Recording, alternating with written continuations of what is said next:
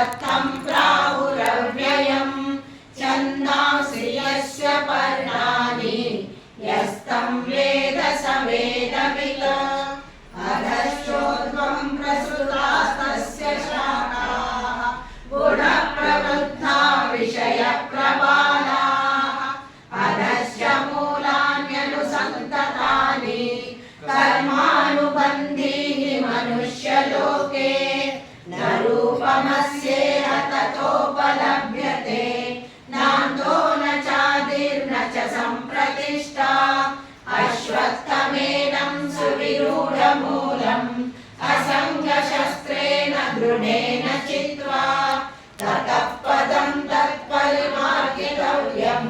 यस्मिन् गता न निवर्तन्ति भूयः तमेव चाद्यं पुरुषं प्रपद्ये